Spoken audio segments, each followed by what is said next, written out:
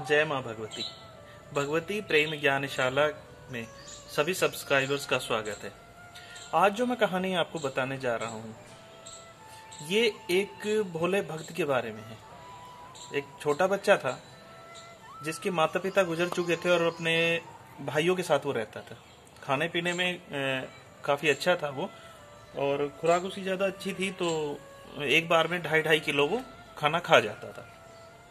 उसके भाई इस बात से बड़ी चिंता में थे और उसको कई बार कहा कि बीच में थोड़ा पानी पी लिया अगर, तो कहता कि कभी खाने का बीच तो आए मतलब 2.5 किलो खाने के बाद भी उसका बीच नहीं होता था खाने का।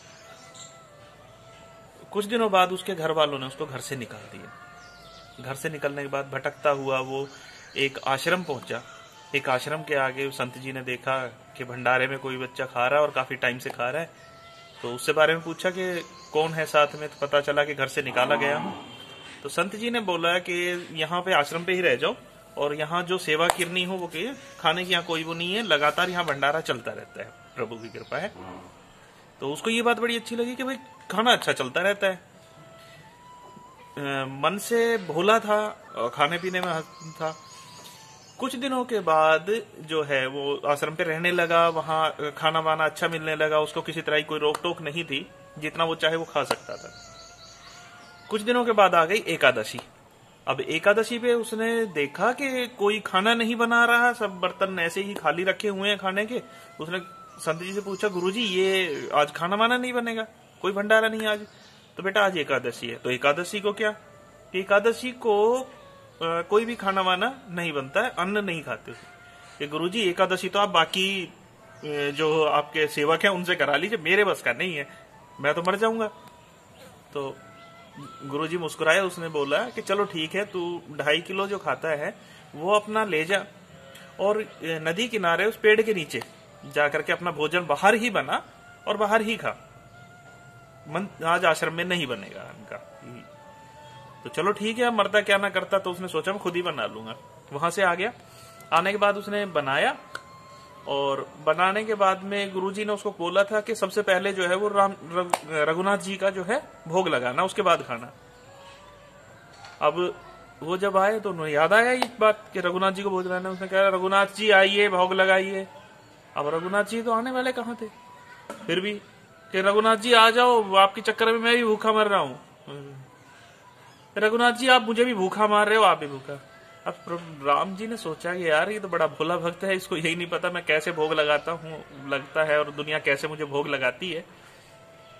तो उनको बड़ी दया आई उस भोले बच्चे पे और वो प्रकट हो गए राम जी। अब राम जी प्रकट हुए तो उनको प्रणाम किया। जब भोग लगाने के दिया तो वो 2.5 सेर जो बना था, 2.5 किलो जो खाना बना था, वो सारा राम जी ने खा लिया। अब इसके लिए नहीं बचा बेचारे के लिए। कोई बात नहीं, चलो ये एकादशी ऐसी निकाल दी। अगली एकादशी पे फिर वही प्रकरण शुरू हुआ। अगली एकादशी पे फिर कि राम जी को देना है, पर गुरुजी इस बार जो है वो दुगना कर दो, यानी 2.5 किलो राम जी का हो गया, 2.5 किलो मेरा हो गया, तो दुगना कर दीजिए। गुरुजी ने सोचा कि चलो बच्चा है, 2-3 बार खाता होगा, ले जा भाई। तो गुरुजी ने वो 5 किलो दे दिया। अब जैसे ही बोला राम जी आई और राम जी उधर से चलने लगे, तो सीता जी ने बोला प्रभु कहाँ? कि ऐसे ऐसे मेरा एक भोला बच्चा है, भक्त है और मुझे भोग के लिए बुलाता है एकादशी पे। तो अच्छा मैं भी साथ चलूंगी। तो चलो, लेकिन वो भोला है, कुछ भी कह सकता है, उसका बुरा मत मानना कि वो मैं देख लूंगी। आए गए राम जी को प्रणाम किया और उससे पूछा है अब ये कौन? कि ये मेरी धर्म पत्नी है। अरे वाह गुरुजी, आपको अकेले को बुलाया था, आप धर्मपत्नी भी साथ लेके आ रहे हो। चलो आ गए तो कोई बात नहीं। अब 2.5 सेर खा लिया राम जी ने और 2.5 सेर खा लिया सीता जी ने, ये बेचारा फिर रह गया। अब बड़ी बुरी हालत हुई भूख की वजह से। कोई बात नहीं, तीसरी एकादशी में फिर गुरुजी से मांगा कि गुरुजी अब नहीं चल पाएगा, अब तो आपको 7.5 किलो देना पड़ेगा, क्योंकि मैं तो भूखा ही रह जाता हूं। गुरुजी ने सोचा कि कोई बेचता तो नहीं है ये, चलो कोई बात नहीं, 7.5 किलो भी दे दिया। अब 7.5 किलो उसने बनाया और राम जी को बुलाया कि राम जी प्रभु जी आइए और भोग लगाइए। राम जी और सीता जी जैसे ही चलने वाले थे, लक्ष्मण जी ने पूछा कहाँ? कि ऐसे ऐसे हमारा भोला भक्त है कि भैया जब जंगल में जाना था लकड़ी कटवानी तब तो मैं याद आया आपको, अब भोजन का नहीं होता तो अकेले चल दिए, मैं भी चलूंगा। अब लक्ष्मण जी भी साथ आ गए। अब सीता जी राम जी को प्रणाम किया और उससे पूछा ये कौन?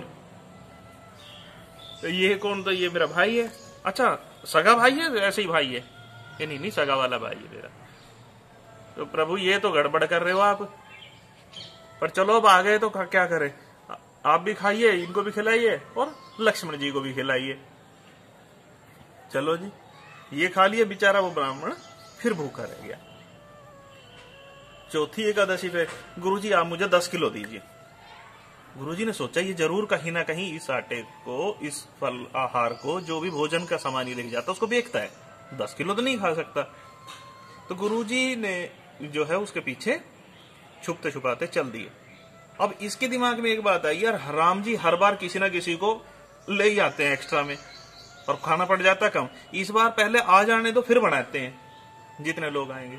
अब प्रभु जी आ जाओ। तो प्रभु जी जैसे ही आने लगे, राम जी लक्ष्मण जी सीता जी जैसे ही आने लगे, हनुमान जी ने पूछा प्रभु कहाँ? यार ऐसे ऐसे भोला भक्त है मेरा, और वो ऐसे भोग लगा। तो जब पर्वत उठवाना था तब तो मुझे याद कर लिया, रावण को डराना था तब मुझे याद कर लिया है, अब भोजन का नहीं होता अकेले अकेले मैं भी चलूंगा। कि हनुमान जी चलो, लेकिन वो भोला है कुछ भी कह देगा, कि वो देख लेंगे प्रभु। चलो जी हनुमान जी भी आ गए। अब जाति पूछा ये कौन है? ये कौन है? ये मेरा सेवक है। ये गलत बात है, आप तो धीरे धीरे जनता बढ़ाते जा रहे हो। पर आज जो है खाना उसने बनाया नहीं था। तो पूछा राम जी ने कि आज का भोजन कहाँ है भाई?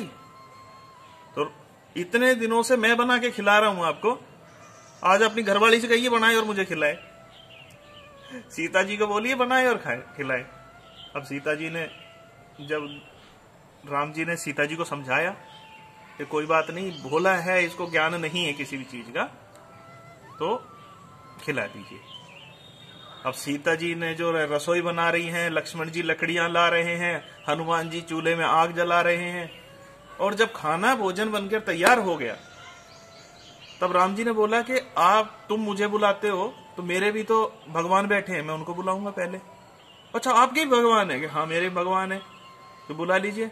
आप अपने भगवान जी को बुलाइए। तो बोले महादेव शंकर प्रभु भोग लगाने के लिए आइए। और जब माता अन्नपूर्णा सीता जी खुद खाना बना रही है और भोग लगाने के लिए राम जी बुला रहे हैं, तो महादेव के संग पार्वती, गणेश जी, नंदी, बृंदी सारे जो है वहां चल पड़े और बड़ा भंडारा शुरू हो गया। अब सीता बना रही हैं, ये खा रहे हैं, अद्भुत नजारा वहां का हो गया। सब लोग खा चुके। अब गुरुजी जो है वो पीछे छुप के देख रहे हैं ये सारा, कि ये माजरा हो क्या रहा है। तो जब वो सारा खाना पीना हो चुका तो उसके लिए बेचारे के लिए थोड़े से चावल बचे। अब सीता जी ने क्या, सब खा पी चुकने के बाद में सीता जी ने वो जरा से चावल, सुपारी के जितने चावल लिए और उस भोले को खिलाने लगी। क्या मेरे लिए इतना ही बचा है? हम तो फिर भूखे के भूखे रह गए। कि कोई बात नहीं बेटा खा ले। जैसे ही उसके सर पे हाथ रखा तो उसका मान रखने के लिए वो चावल उस बच्चे ने ग्रहण कर लिए, और जैसे ही उसने वो चावल खाए उसे ब्रह्म ज्ञान हो गया। और गुरुजी पीछे से जब ये देख रहे थे तो गुरुजी बाहर निकल के आए और आकर के सभी देवताओं को छोड़ के उस बच्चे को चरण स्पर्श किए, उनके पैरों में लौट गए कि मैं कई सालों से इनकी तपस्या में लगा हुआ था, मुझे ये दर्शन नहीं हुए जो तूने आज करा दिए बोले। तो बेटा इस कहानी से हमें शिक्षा ये मिलती है कि जब तक हम अपने आप को ज्ञानी, महाज्ञानी, विद्वान नहीं मानते रहेंगे तब तक हमें प्रभु दर्शन नहीं मिलेंगे। हम जब तक नियमों में बंधे रहेंगे कि भगवान को 56 भोग होने चाहिए, 56 भोग में ये वाला खाना होना चाहिए, ये नहीं खाना चाहिए, भगवान को ये पहनाना चाहिए, ये नहीं पहनाना चाहिए, तो उससे आपको आशीर्वाद तो प्राप्त हो सकता है, प्रभु प्राप्त नहीं हो सकते। प्रभु को प्राप्त करने के लिए आपके मन का बच्चा होना, निर्मल होना और भोला होना बड़ा जरूरी है। ठीक है ना। प्रहलाद भक्त को जो है 7 साल की उम्र में और ध्रुव को 5 साल की उम्र में भगवत प्राप्ति हो गई थी, जो ऋषि मुनियों को कई कई जन्मों की तपस्या के बाद भी नहीं हुई थी।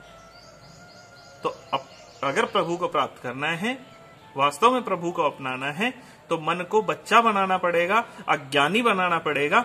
ज्ञानी को कभी भी ईश्वर प्राप्ति नहीं हो सकती, क्योंकि वो उलझा रहता है नियमों में कि प्रभु को मैं ये वाला भोग लगाऊं या वो वाला भोग लगाऊं, ये वाला खिलाऊं, ये नहीं खाएंगे वो खाएंगे। आप प्रेम से जो खिलाओगे, आपके मन में श्रद्धा होनी चाहिए, आप जितना प्रेम से खिलाओगे वो कुछ भी खाएंगे। आप सब स्वस्थ रहें, प्रभु आप पर कृपा बनाए रखें। इसी शुभकामना के साथ जय मां भगवती।